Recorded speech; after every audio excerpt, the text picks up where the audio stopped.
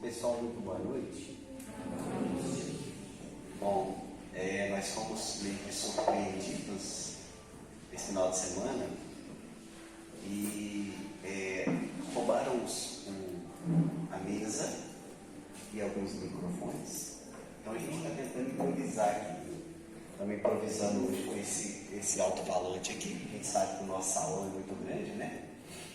Então fica difícil, até mesmo para o palestrante não forçar tanto a voz, ele tem que usar um dispositivo desse, pelo menos para aliviar um pouco a carga.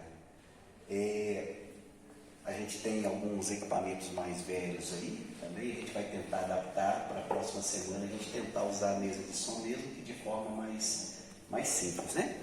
E não podemos esquecer também que caso não fique muito bom, a gente tem o canal do YouTube. Essas palestras vão sair também no canal do YouTube, né? Nós temos aí uma videoteca de quase 150 palestras já no YouTube, então é até um motivo para a gente estar visitando esse canal do YouTube tão rico de informações que a gente tem. Então eu acho que de maneira nenhuma nós vamos ser prejudicados com isso, né? Muito pelo contrário, é só mais um desafio para nos fortalecer, sermos mais resilientes, porque todos nós sabemos da importância que tem o nosso trabalho, a importância dessa casa, a importância de estarmos aqui unidos de alguma maneira, né, para a gente refletir sobre o Evangelho, para refletir sobre a doutrina espírita. Isso só nos fortalece, né? A gente sabe que isso tem um valor material, algumas centenas de reais, mas isso não é nada próximo ao valor, né, que todo o nosso trabalho, seja de qualquer trabalhador, seja você que veio nessa casa espírita, o valor que isso tem para todos nós, ok? Aqui a gente adapta, a gente passa apertado, mas o importante mesmo é a gente estar aqui juntos, aí refletindo sobre tudo isso, né? Então, para iniciar nosso encontro de hoje, os nossos estudos, vamos elevar o nosso pensamento a Deus, vamos pedir ao Mestre Jesus que nos ilumine, aos bons espíritos que estejam conosco. Pedimos, Senhor, sempre resiliência para sempre levantar a cabeça todas as vezes que caímos. Mas também pedimos orientação para esse irmão que cometeu esse delito, que Deus o abençoe e que tenha também outras oportunidades de ser melhor a cada dia. Que a vida proporcione a ele e a todos nós a direção correta para que sejamos sempre pessoas melhores em busca de contribuirmos cada um para o reino de amor que tanto queremos. Que assim seja. Bom, aqui você vai regulando para mim, por gentileza. Você vai olhando e vai regulando. Pessoal, hoje então, o tema do nosso estudo tem a ver com o Evangelho, né? Aqui dentro da Casa Espírita a gente estuda muito. Aliás, Vicente sempre comentou que a Casa Espírita é uma sala de aula, né, Vicente? Então a gente estuda muito a doutrina espírita, o Pentateuco kardeciano, né, os 5 livros, o Livro dos Espíritos, que é a base da doutrina espírita, os outros 4 que derivaram a partir do Livro dos Espíritos. E a gente estuda muito também, né, esse acervo rico de mais de 400 obras psicografadas por Chico Xavier, principalmente Chico Xavier, né? Entre eles está o livro Boa Nova, ok? E esse livro Boa Nova é justamente o que a gente vai estudar hoje. Então nós vamos pegar um capítulo do livro Boa Nova, o capítulo 26, denominado A Negação de Pedro, e a gente vai ler, estudá-lo e refletir a partir, né, de uma proposta que a gente vai fazer, ok? Deixa eu só desligar o som aqui. Aí o somzinho não levava, né? O somzinho continua aí. E se não levar a mesa de som, aquela pesadona ali, né? Mas de qualquer forma, o trabalho pode continuar, gente. E se mesmo assim um dia não tiver nada aqui na frente, né, até mesmo os trabalhadores que vêm, que vão, e o trabalho é importante, isso não pode parar, isso não tem preço, né? Bom, então nós vamos ler aqui, tá? e a gente vai tentar discorrer a partir dessa passagem da negação de Pedro, né? Essa obra de Chico Xavier, na verdade, Chico nunca assinou como autor obra nenhuma, ele sempre doou os direitos autorais dele, mesmo porque não era o autor dessas obras, né? Os autores eram os espíritos que cogitavam no trabalho. Dentre eles, o Humberto de Campos, que foi o autor dessa obra de Boa Nova. Ok? Então é uma obra intitulada Boa Nova, com vários capítulos. A gente vai estudar o capítulo 26, né? A negação de Pedro. A gente vai começar falando daquela passagem do lava-pés, que todo mundo conhece de alguma maneira, tá? Já escutou essa passagem aqui dentro da doutrina espírita, ou na igreja católica, na evangélica, qualquer grupo cristão, ele trabalha essa passagem, a cerimônia do lava-pés. Essa passagem é citada somente no Evangelho de João. Nos outros 3 não é citada. Tá? Nós tivemos 4 evangelhos, 2 foram escritos por pessoas que andaram com Jesus, né? Mateus, que era o cobrador de impostos, Levi, que depois foi um dos discípulos e conviveu com Jesus, e também João, né, que era jovem naquela época e fez várias anotações. Né? Depois, no final da vida, ele resolveu escrever bastante, já estava quase morrendo, já muito velho, e resolveu escrever o Evangelho de João, que foi o último a ser escrito. Né?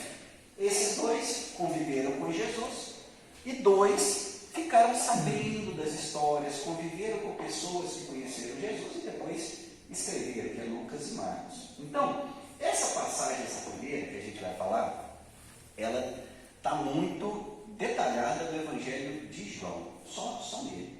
E é interessante o seguinte, ó, o livro Boa Nova traz mais informações para a gente que aquelas do Evangelho.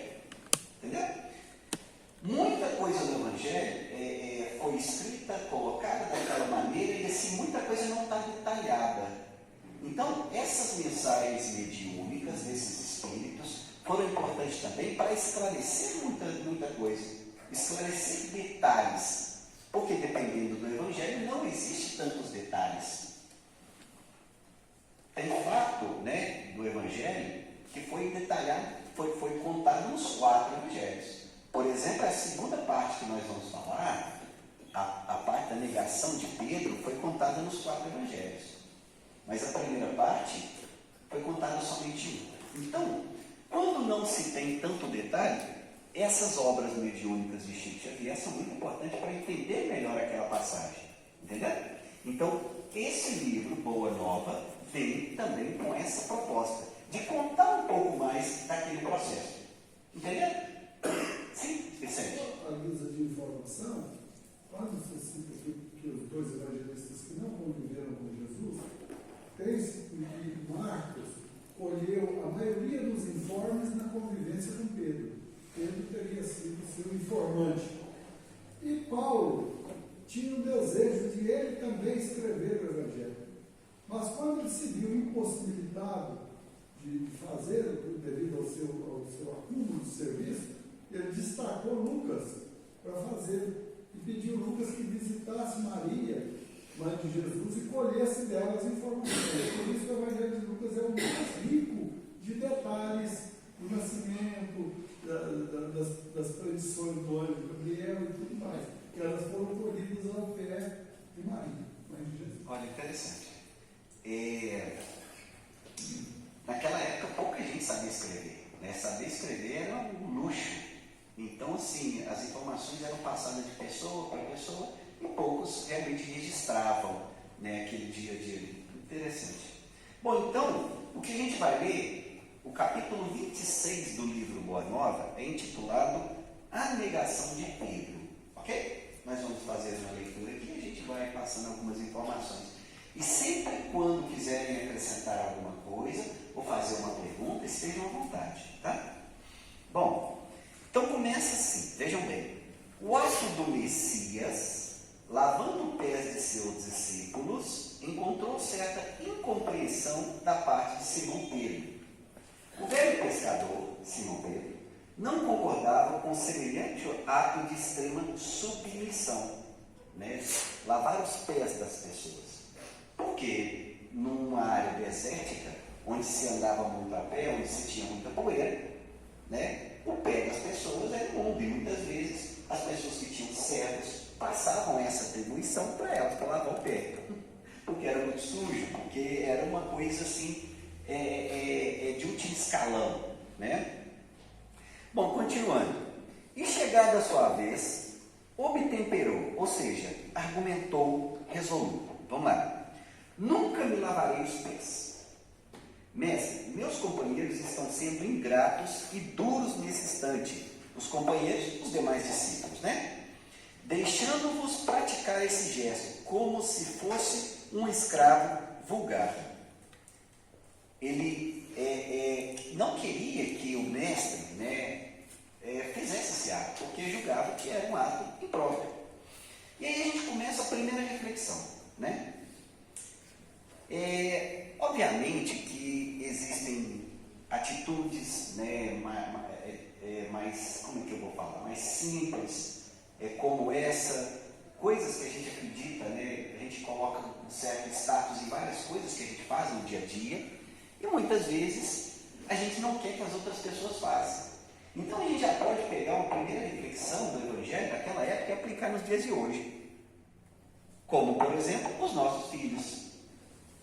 Muitas vezes, o que nós, pais, que nascemos aí na década de 70, 80, 90, né? Outro dia a gente teve uma festa aqui em Bambuí, festa dos antigos, né? Só tinha gente mais de idade, né, Vicente? Foi legal. Não, o pessoal da... Anos 80? Isso, anos 80, mas do you remember? Você se lembra? Isso. Então, é interessante que muita gente que viveu essa época, que era muito difícil as coisas, teve que se sujeitar a muitas coisas. E esse sujeitar a muitas coisas, ter que trabalhar, ter que pegar ônibus, né, ter que trabalhar para ganhar o sustento, mesmo que muito jovem, isso potencializou, capacitou mais essas pessoas. E muitas vezes hoje, nós, como um todo, não queremos deixar os filhos passar por isso. Entendeu? E muitas vezes a gente esquece que isso que capacitou, isso que potencializou a gente. Então, obviamente que aqui nós não estamos falando do lava-pés. Aqui nós estamos dando um exemplo. Que a gente pode pegar essa mesma ideia de não deixar alguém querer fazer alguma coisa porque acha que aquilo ali é de segundo escalão. Mas muitas vezes aquilo ali que vai capacitar as pessoas.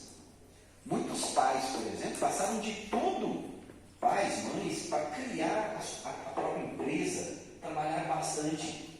E muitas vezes quem vai receber isso é o filho que não tem a mesma resiliência que o pai teve, de levantar a cabeça toda vez que caiu. Então, isso é uma coisa que a gente tem que preocupar conosco.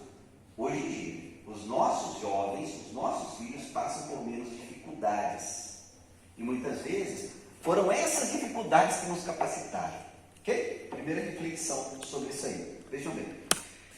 Então, continuando.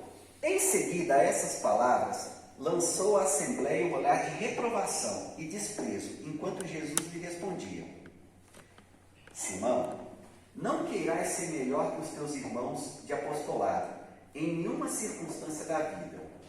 Em verdade, assevero-te que, sem o meu auxílio, não participarás com o meu espírito das alegrias supremas da redenção. Jesus, quando cita isso, obviamente que nós já discutimos isso aqui muito na Casa Espírita, mas Jesus é o modelo para a gente, o guia.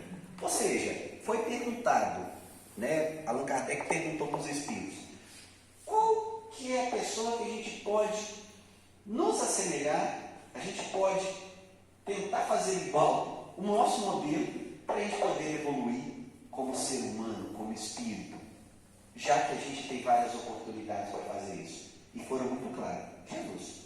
Já tivemos outros modelos aqui na Terra? Vários modelos. modelos. Em outras religiões nós temos vários modelos também. Nós podemos lembrar também de Sócrates, que veio antes de Jesus 500 anos e que também trouxe essa ideia da transformação interior. Mas o maior modelo, o caminho, é Jesus. É isso que ele está falando aqui. Ok? Bom, o antigo pescador de Cafarnaum, Pedro, aquietou-se um pouco, fazendo calar a voz de sua generosidade quase infantil. Por que quase infantil? Ele estava se comportando como uma criança, no sentido que uma criança quer sempre ser melhor, né, gente? A gente que já teve filho novo, que tem filho novo, que tem sobrinho, quem observa o comportamento das crianças, observa para você ver se a criança não vai sempre querer ser melhor, sempre querer jogar, sempre querer ser melhor que os outros. É isso que ele está querendo dizer. Obviamente que isso é absolutamente normal. Conforme a gente vai comentar, a gente também não pode ficar julgando Pedro tanto assim, porque a gente não estava na cabeça dele, a gente não sabe o que ele estava passando naquele momento. Estava passando por uma dificuldade, conforme a gente vai ver também, né? Bom, até aqui algum comentário?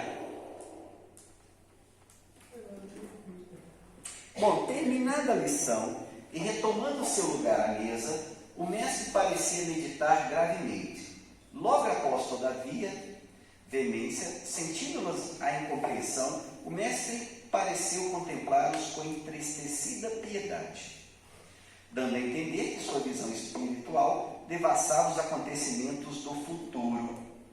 Obviamente, Cristo era um grande médium também, né?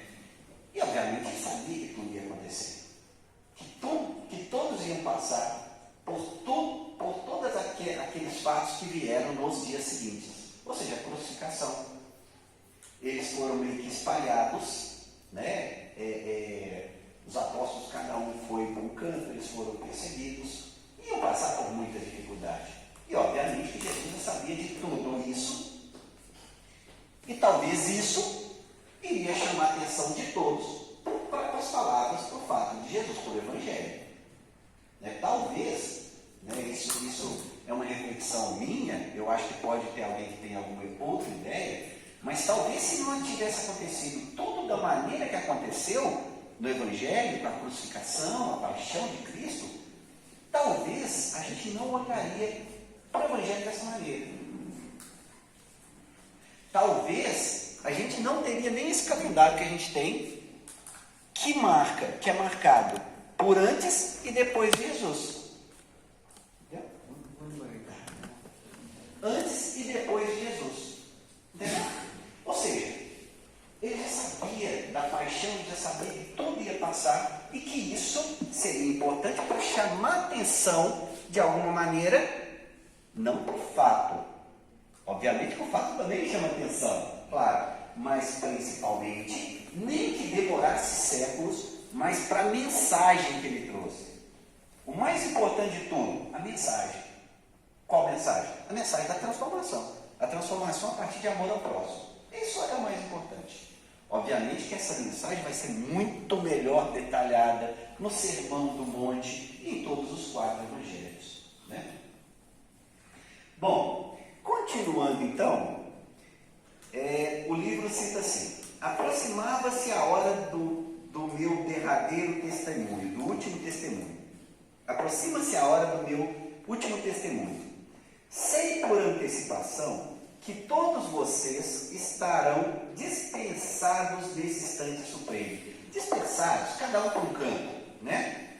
É natural, portanto, ainda não estáis preparados senão para aprender. Ou seja, o que vocês vão passar vai ser aprendizado. Essas dificuldades que vocês vão ter aí, vai ser aprendizado. Pedro vai aprender muito. E não podemos esquecer que Pedro foi uma das peças fundamentais para o início do trabalho da Casa do Caminho, que foi a primeira, né, o primeiro grêmio de pessoas ali, que foram ajudar os primeiros cristãos ali. Ou seja, tudo que Pedro vai passar aqui potencializou ele para o exercício, para o trabalho. Né? Porque o cidadão de bem, o profissional, aquela pessoa que vai se dedicar a alguma coisa, ela lapidado no sacrifício.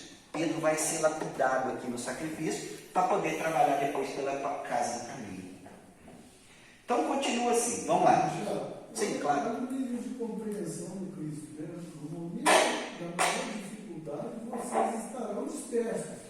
Mas tudo bem, isso é uma fase de aprendizagem. Vocês não estão me magoando por isso, porque faz parte do processo. É uma visão assim, de uma compreensão muito diferente da nossa maneira de ver. Isso. Antes, porém, que eu parta, quero deixar-vos um novo mandamento, o de amar uns aos outros como eu vos tenho amado. Que sejais conhecidos como meus discípulos, não pela superioridade no mundo, pela demonstração de poderes espirituais. Olha só, os discípulos não são conhecidos pela superioridade no mundo, pelo poder, pelo prestígio. Talvez uma das coisas que mais corrompe o ser humano, né, não é nem só o dinheiro não, é o poder. Muitas vezes cai o poder na mão, um prestígio tal, relacionado à tomada de decisões, que a pessoa não está preparada. E aí ela se deixa levar. Então os discípulos não são conhecidos pelo poder que eles têm. Continuando então. Não são conhecidos também pelas vestes que envergais na vida. Os discípulos do Cristo não são conhecidos pelo aquilo que eles se vestem. Se veste bem, se veste mal. Ok? Aliás, eu acredito que os discípulos não se vestiam bem, não tinham muitos recursos. Pela demonstração de poderes espirituais ou pelas vestes que erguei na vida, mas pela revelação do amor com que vos amo. Pela revelação do amor. Pelo exemplo de amor ao próximo. Eu acredito que isso foi fundamental depois para a Casa do Caminho, que foi a primeira congregação de trabalho deles. Então, pela revelação do amor ao próximo, pela humildade que deverá ornar nas vossas almas, ou pela disposição no sacrifício próprio. Então vamos pegar essa palavra, esse parágrafo que daria outra palestra, né? Somente esse parágrafo, somente essas colocações de Jesus que resumem tudo isso que a gente está falando.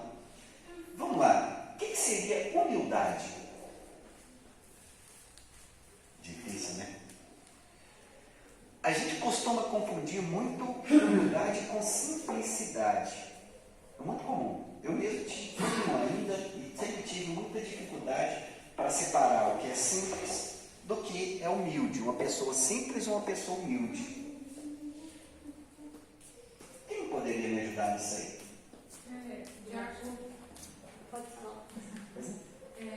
De acordo com os dicionários, né, a humildade seria não ser melhor que ninguém e também não ser pior que ninguém. Ou que você mesmo. Dessa sensação. Não ser melhor e também não ser pior. Talvez saber as suas limitações e não ser melhor ou pior que você mesmo, entendeu? Ou seja, você ser natural. Inclusive, estudando uma palestra, para me preparar minha palestra, costumo escutar aqui, para a gente tirar algumas ideias também. Uma pessoa caracterizou muito a humildade dessa maneira, com a palavra natural. Ou seja, ser humilde é ser natural. Até que ponto você chegou? Não querendo comparar, mas a ser aquilo que você é e agir de maneira natural. Deve ser comentar? Eu vejo que humildade é um sentimento que eu também tenho a mesma dificuldade que você falou, que às vezes sente essa dificuldade. Eu acho que a humildade é uma questão muito do espírito da gente, entendeu? É a gente agir mesmo com naturalidade, sem nos sentir maiores nem menores, nem melhores nem piores, e sim ter um reconhecimento que a gente verdadeiramente é das nossas dificuldades, onde que as coisas são mais difíceis para nós, mas assim, é buscar essa consciência disso, entendeu? Esse conhecer de si mesmo. Exato, é isso mesmo. A final da frase dela, conhecer a nós mesmos e saber quais são nossos limites, talvez atuar de uma maneira natural, não tentar ser mais do que nós somos, mas reconhecer o que nós já conquistamos. Entendeu? Que é mais ou menos o que você falou. Então, muitas vezes, é muito comum, todos nós recebemos elogios e a gente tem a mania de falar, não, que nada, você está enganado, eu não sou assim não, né? Muito comum. Muitas vezes a gente tem vergonha de receber elogio e a gente quer também nos rebaixar. E muitas vezes, se a gente vê que a pessoa nos elogiou, tudo bem, vamos manter naquele patamar que ela nos elogiou. Porque muitas vezes, se eu mesmo me desço desse patamar, desse elogio, eu não estou sendo humilde. Muitas vezes eu fico, a melhor coisa a fazer, talvez não, eu vou ter vergonha de concordar, eu ficar calado e aceitar o elogio. Mas vejam bem, indo no dicionário, então. Até como gratidão. Até como gratidão, muito bem, até como gratidão, sim. Voltando ao lava-pés, pensa bem se Jesus aparece aqui agora no nosso meio e propõe lavar os nossos pés. Né? A atitude de Pedro foi uma atitude muito humana.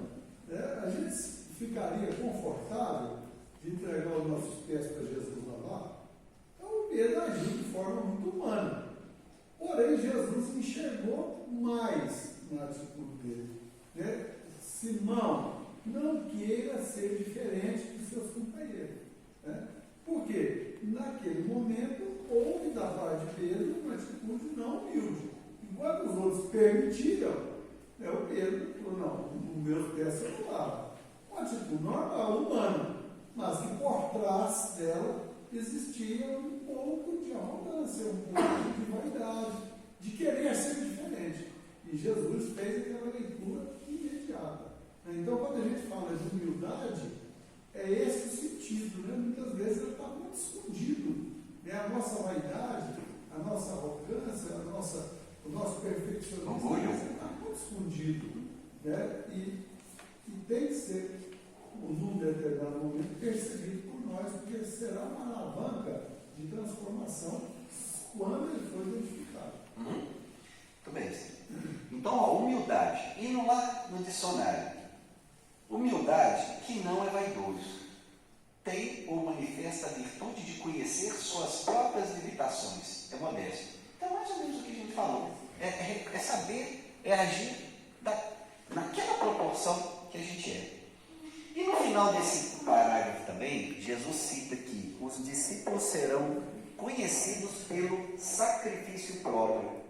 Ou seja, se sacrificar pelo bem das pessoas, pelo bem da sociedade, por o seu próximo, sua família, seu amigo, seu colega de trabalho, seu colega de turma, não sei. O sacrifício que a gente faz no dia a dia, né, para tentar dar sua colaboração para um mundo melhor.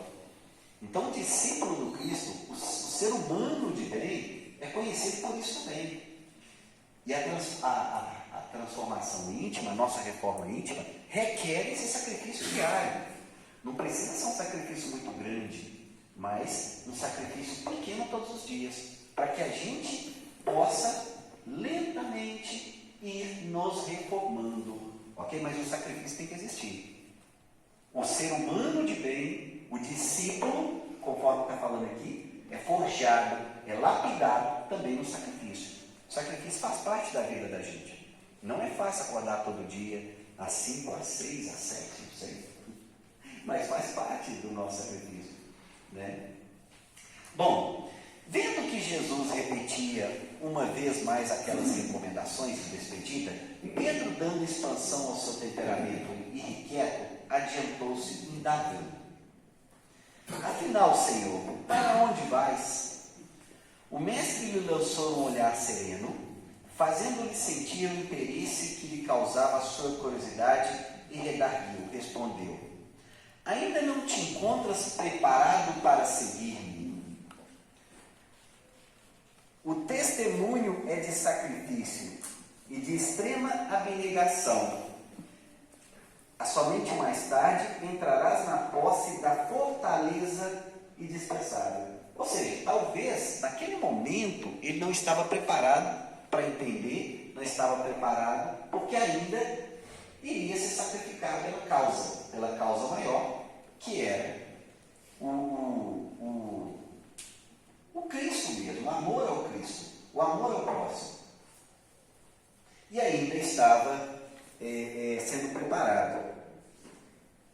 Bom,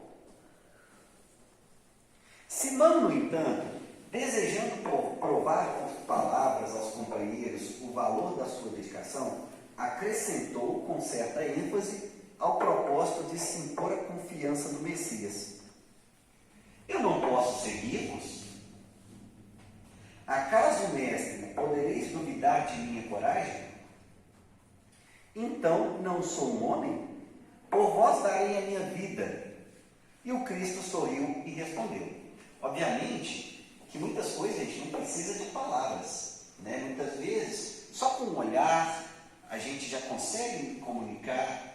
E muitas vezes a gente também tem que confiar na pessoa que nós estamos conversando. Mas de forma natural, ele quer saber por quê. Obviamente, né? Bom, e o Cristo respondeu. Pedro, a tua inquietação se faz credora de novos ensinamentos. Ou seja, tudo que vai acontecer para Pedro depois foi advertido. E esse monte de questionamento que ele está fazendo, essa vibração, tudo isso que a gente falou até agora, vai refletir de alguma maneira no que vai acontecer. Todo mundo sabe o que vai acontecer, né? A negação de Pedro 3 vezes, o galo canta e a gente vai contar, tá? Ou seja, aqui é um processo que está sendo lentamente preparado para ele se transformar.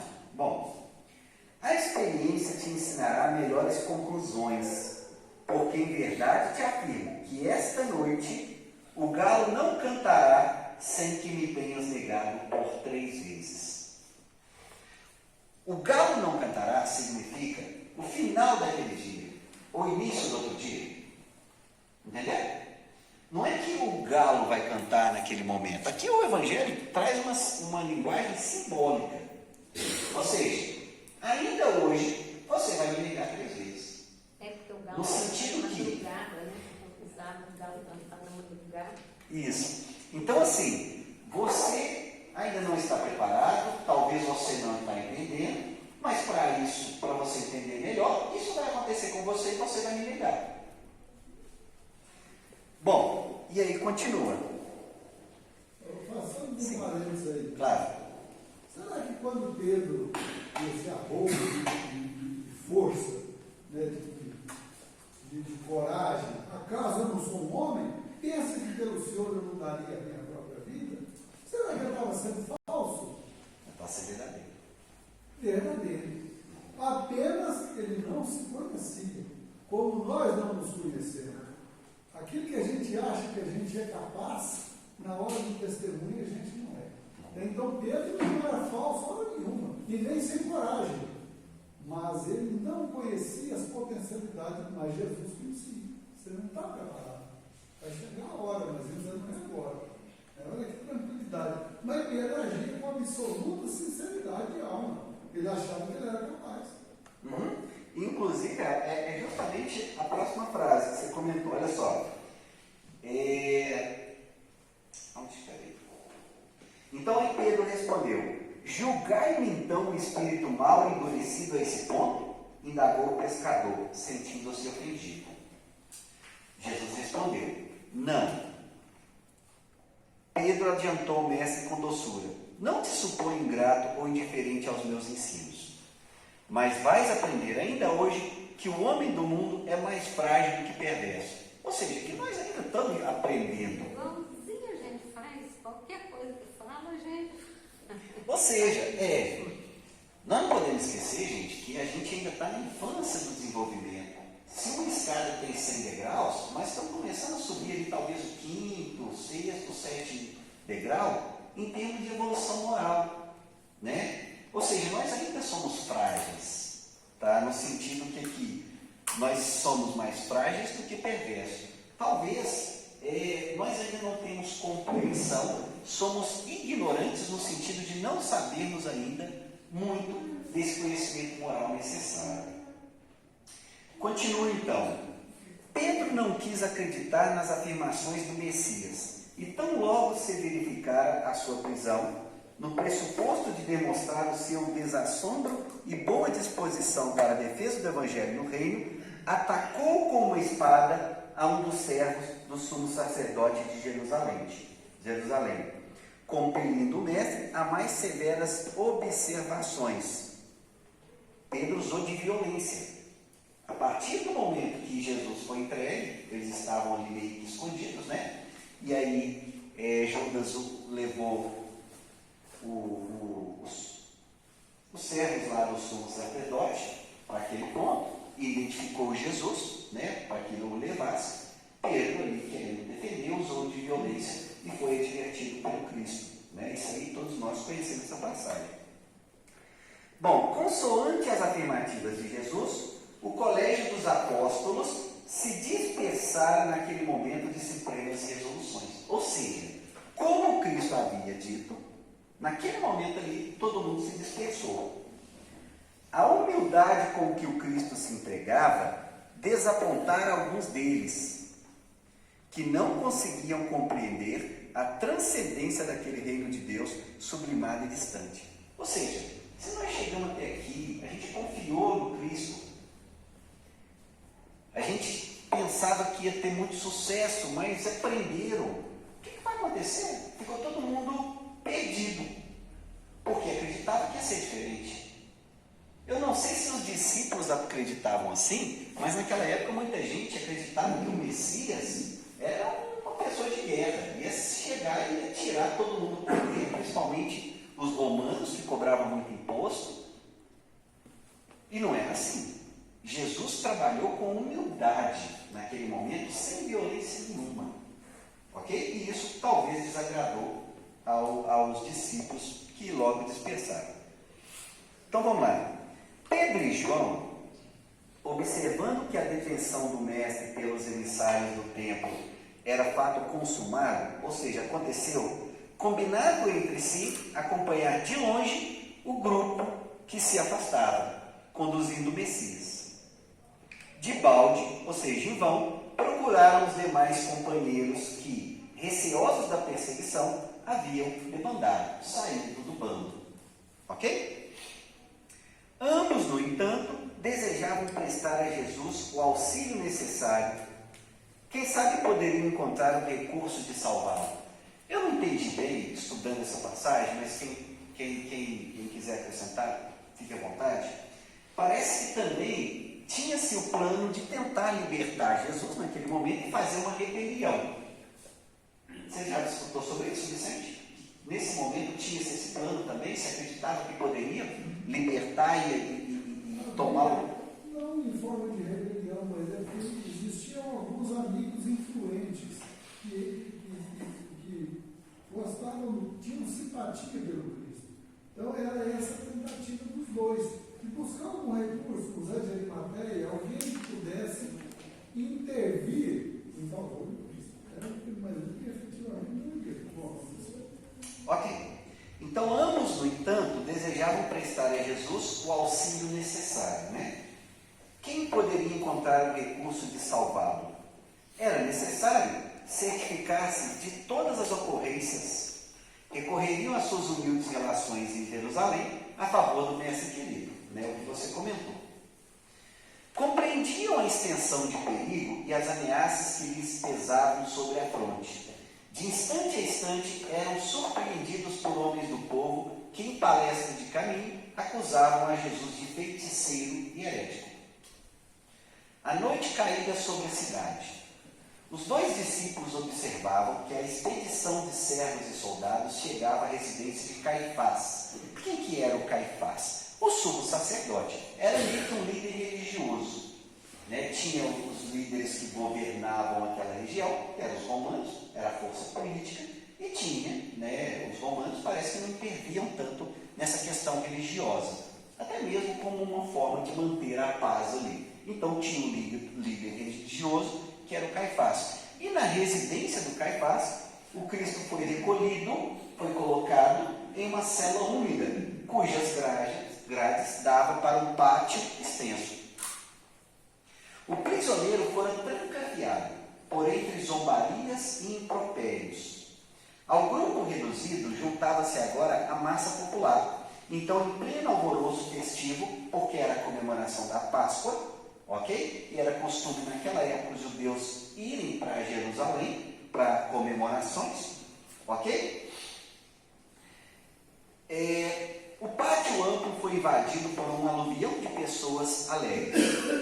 Pedro e João compreenderam que as autoridades do templo imprimiam caráter popular ao movimento de perseguição ao Messias, vingando-se de sua vitória na entrada triunfal de Jerusalém, como uma nova esperança para o coração dos desalentos e oprimidos.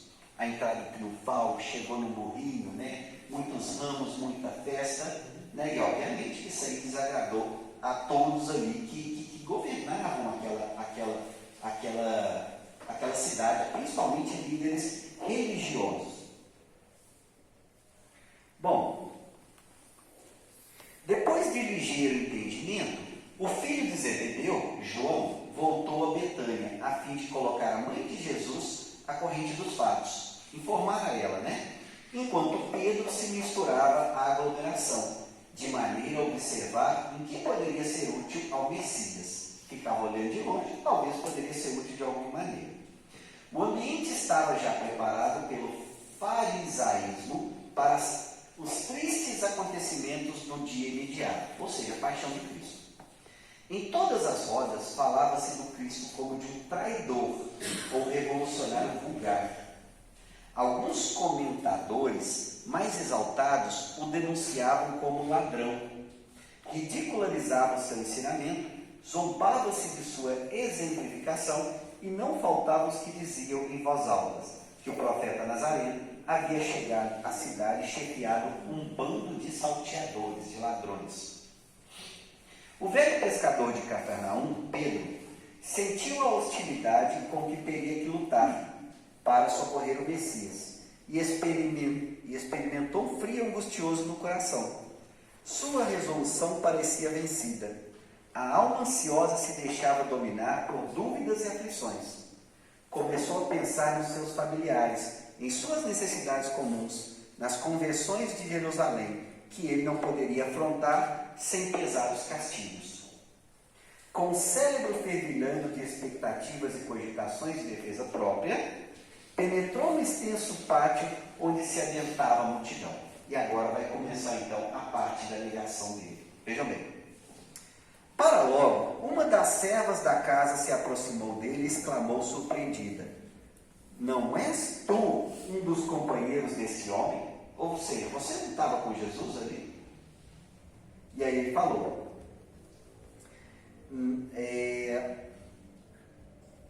indagou, né, a mulher, designando a cela onde Jesus se achava encarcerado.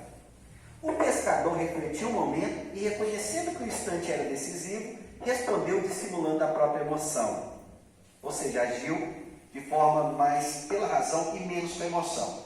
Estás enganada, não sou. Foi a primeira negação, né? E aí, será que ele não justificou? É até difícil julgar, é até difícil contar de maneira de não ter nenhum julgamento, porque a gente não sabe o que ele estava passando naquele momento, a situação que ele estava vivendo, né? Como que estava a cabeça de alguém que durante muito tempo seguiu Jesus, os seus ensinamentos, foi o braço direito ali, e de um momento para outro aconteceu tudo daquele jeito. Fica até difícil julgar. Basta a gente pensar como que em situações mais simples a gente também nega o bem, nega o amor ao próximo no nosso dia a dia. Bom, o apóstolo ponderou aquela primeira negativa e pôs-se a considerar que semelhante procedimento, aos seus olhos, era o mais razoável, porquanto tinha de empregar todas as possibilidades ao seu alcance a favor de Jesus. Fingindo despreocupação, o irmão de André, Pedro, né, se dirigiu a uma pequena aglomeração de populares, onde cada qual procurava esquivar-se ao frio intenso da noite, aquentando-se junto ao braseiro. Novamente, um dos circunstantes, reconhecendo, o interpelou nesses termos. Uma pessoa que estava ali perguntou para ele: então, vieste socorrer o teu mestre? E aí ele responde: que mestre? Perguntou o pescador de Cafarnaum, entre receoso e assustado. Nunca fui discípulo desse homem. Fornecida essa explicação, todo o grupo se sentiu à vontade para comentar a situação do prisioneiro. Longas horas passaram-se para Simão Pedro, que tinha o coração a duelar-se com a própria consciência naqueles instantes penosos em que fora chamado ao testemunho. A noite ia adiantada, quando alguns servidores vieram servir pilhas de vinho. Um deles, encarando o discípulo com certo espanto, exclamou de súbito: é este, é bem aquele discípulo que nos atacou com espada entre as árvores do horto. E ele fala: Simão ergueu-se para ele e protestou: estás enganado, amigo. Isso não seria possível, porque era de noite, era escuro e era difícil de ver, né? De chegar até o lugar que eles estavam.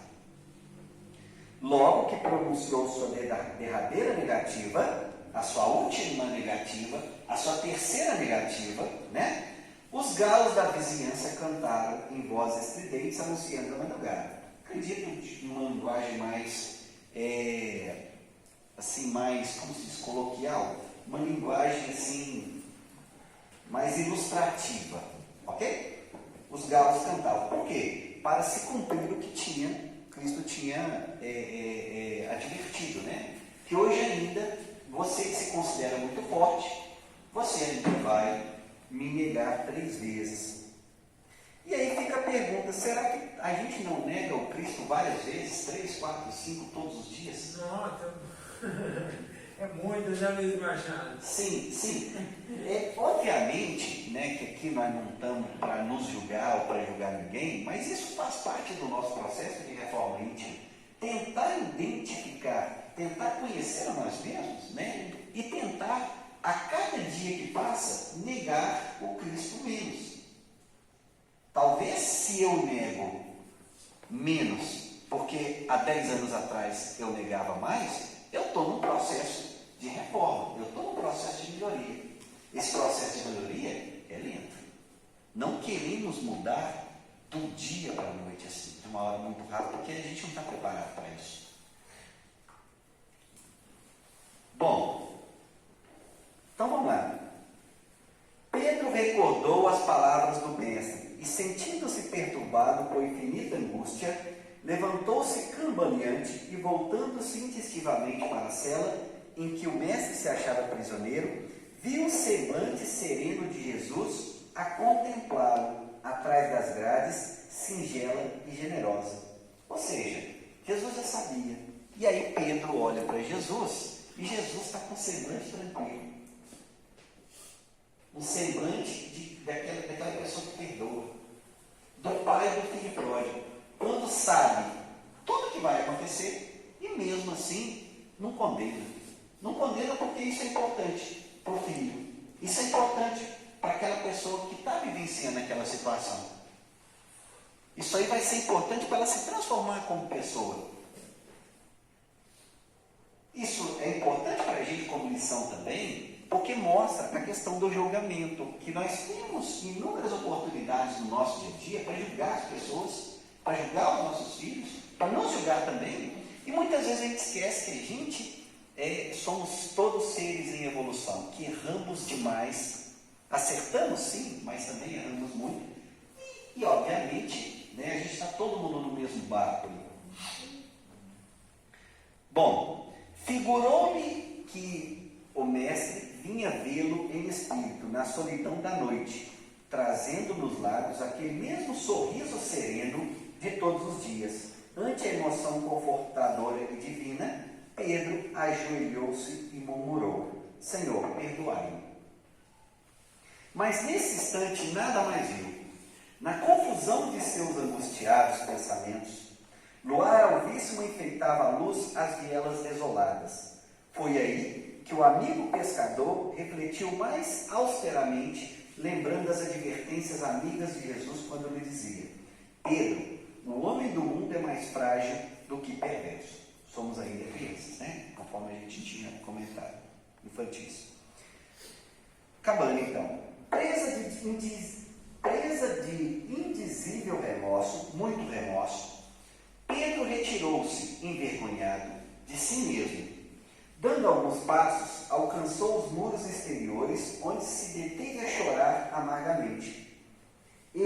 fora sempre homem ríspido e resoluto, conforme Vicente tinha comentado, que condenara invariavelmente os transviados da verdade e do bem, que nunca conseguira perdoar as mulheres mais infelizes, porque naquela época se existia uma condenação muito grande à figura feminina, né? Nós temos aí a passagem da mulher adúltera, né? Atirai a primeira pedra aquele que nunca pecou, mudando um pouco a tradição daquela época, a cultura daquela época, de sempre condenar as pessoas, principalmente a figura feminina.